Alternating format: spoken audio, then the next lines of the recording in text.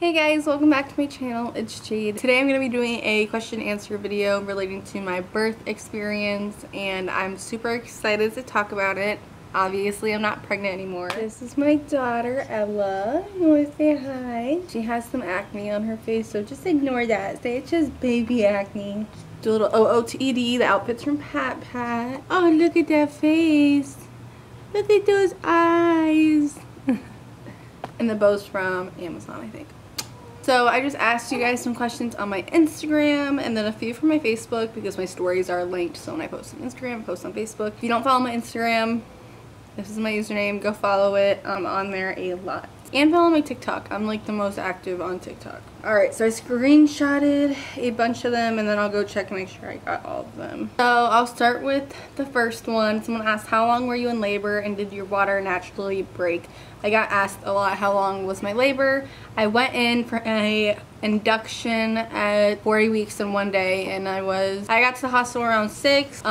We did cervix checks, all that fun stuff, and we didn't actually start Pitocin until 9, but I didn't do any other induction methods before then, like the balloon or the Cervidil. I didn't have any of that because I was already 3 to 4 centimeters dilated. They said it just depends on who checks you and their fingers. And so I started Pitocin. I got there at 6. I was in the hospital, but I wasn't actually in like active labor until I started Pitocin, and I had her, so I started it around 9 and I had her at 10:35 a.m. in the morning. So, but I wasn't in pain or anything like active labor. In my head, active labor is when I was in pain, I was feeling it, until like 3 a.m. When I really felt like I was in labor was like 3 a.m. till 10 a.m. so 7 hours. But if you want to be technical, and like when I started the Pitocin, it was around 13 hours. And no, my water did not break naturally. They broke it later. I kind of, they broke it after, definitely, yeah. Okay, somebody asked, were you allowed to have anyone in the delivery room with you? Yeah, I was allowed 2 people, 2 support people. So I had my mom and my grandma, my mom's mom. Someone asked, what was the hardest part of birth? Definitely just like the pain of contractions. Now, when I first had contractions, they weren't bad. Then when they broke my water, the contractions got so intense, crazy. So just dealing with the contractions was definitely the hardest part. Pushing was a breeze compared to that. Someone asked, how did you pick out her name? I honestly like looked up a bunch of names, but I don't think that's how I picked hers out. I just love the name Ella. I had a few in my notes and then I picked my favorite one, and I really liked how it went with Spring. That's my mom's maiden last name. Someone asked, what was worse, being pregnant for 10 months or giving birth? I definitely would say being pregnant for 10 months because it's so long. Giving birth is so quick, and it wasn't even like a bad experience. I would do it again in a heartbeat. But being pregnant for 10 months, and like I don't know why they say it's 9 months. It's 10 months unless you go into labor early, but that's a long time. Someone asked, what was it like? It was really good. It was great. Everyone caters to you, and you feel, at least I felt really informed along the way, and they really explained things, and I knew what was happening all the time. And I just had a really good experience, and I liked the nurses a lot. Someone said, did you let your baby daddy in the room while you gave birth? No. So you're allowed to support people, and since I wasn't supported at all during my pregnancy, he was not there. I would have been so uncomfortable if he was there. How bad is recovery? My friend asked, she's actually pregnant right now. Like the first few days after, like just beware, every sneeze, every laugh, like things are gonna hurt down there. When you sneeze, it literally feels like a volcano is, I don't even know. That is not the right way to describe it. I don't know how to describe how it feels, but it hurts. And I had 2nd degree tears. I had one up and one down. So I never saw them, by the way, though. Like I've looked and I haven't seen them. They're now all gone. I'm 5 weeks postpartum, but it wasn't that bad. The first pee really stings. Like it really hurts. Harry bottles are awesome. Pooping. Take stool softeners. I did. They're a lifesaver. The first poop, I was really scared, and it wasn't bad. So, and I stopped bleeding completely around 3 weeks, so it wasn't as bad. I heard you bleed for 6 weeks, but I also breastfeed. So someone said, did you have any complications? Now, when I was giving birth, when we started the Pitocin up, it was going good, and then all of a sudden, randomly, like out of nowhere, her heart rate dropped. And normally, if you know, if you've had a baby, heart rates go from like 120 to 160. That's like the normal range. Hers has always been like 135 and above. Hers dropped to 9 in the 90s, and I was freaking out. Like it was so unexpected. I got so nervous I had to flip on all fours and like sway back and forth. I don't know, something about that motion helps. We got her heart rate back up. It was okay, but I had to stop Pitocin for a while, and they had to really monitor her closely just to make sure that she wasn't reacting negatively to it. It was scary. Oh, duh. And then right when she was born, she came out and she was not crying enough. Like, she made like small little like, you know, but normally babies are like crazy crying. She wasn't. I tried, but she's still connected here, Sippy. Oh, okay. yes. Oh. Your cord's a little tight, honey. Let's bring her back down just like a little bit here.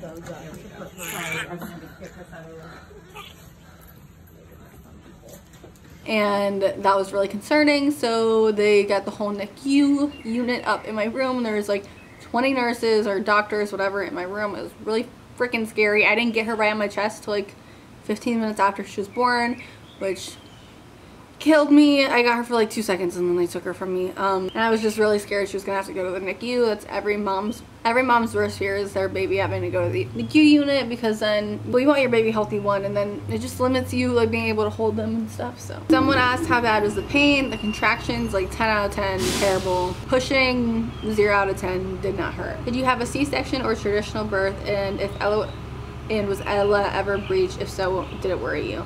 I had a traditional, like, natural birth. I was scared I was gonna have a C-section from the complications I talked about earlier. She was breached maybe in like the early stages, like early second trimester, but for the most part of the like middle to last part of my second trimester and the whole third trimester, she was completely not breached, head down, perfect position, and when she went head down, she did not switch back up, so I was very thankful for that. Someone asked, what was your skin like during pregnancy due to hormones and such?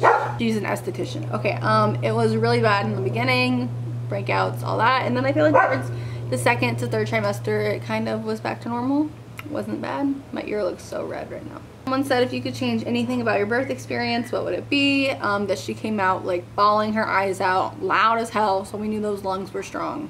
I would change that. Did you have a midwife or OB? Is there anything you would change about your birthing plan? I had midwives. I loved it. I would rather have midwives again than OBs, or just a OB. It's nice because you get to see a bunch of different doctors and their opinions. You just get like a little taste of everything and you're not stuck with one person. Okay, so I like that a lot. And then my birthing plan, I didn't have like a strict birthing plan. Like, I didn't come in with a printed piece of paper and was like, here to nurses, like, this is what I want to go down. I didn't have that.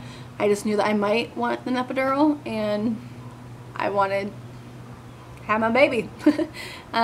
So I probably wouldn't change anything. Maybe get the epidural sooner, like right when they broke my water. That's probably what I would have changed. What was the hardest part of pregnancy for you? What weird food cravings did you have? Hardest part was definitely just like turning over in bed. Now, in the beginning of my pregnancy I was pretty depressed, so like that was kind of hard, but I got to get on antidepressants that were safe to take and that helped a lot. And I honestly didn't have any weird food cravings. I just craved anything and everything.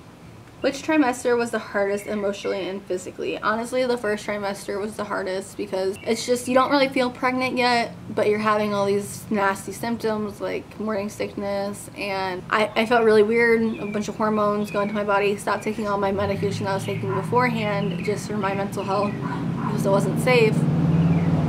So in that transition from not being on medicine to finding a medicine I can take and taking it, I struggled a lot just with being happy, and like I was very dissociated. I don't know, I was not my normal self, and that was really hard. And physically, the third trimester, bitch, that shit is not a walk in the park. Someone said, love you, Jade, and mean all the best, but how hard is it dealing with your baby daddy not in your life? Honestly, I think everything happens for a reason, and I'm perfectly fine with it. It's not hard one bit. I prefer it that way. I'd rather have that than someone that's just really inconsistent. And I'm not going to talk anymore about him, but definitely like a-okay. She's 100% taken care of, supported, has all the family that she needs that loves her right here. She doesn't need anything else. Those are all the questions I'm going to be answering today. I hope you guys enjoyed the video. If you want another video like postpartum Q&A or pregnancy Q&A or newborn essentials, things I didn't use, let me know down below in the comments. The other ideas I will be very appreciative for. And yeah, say bye.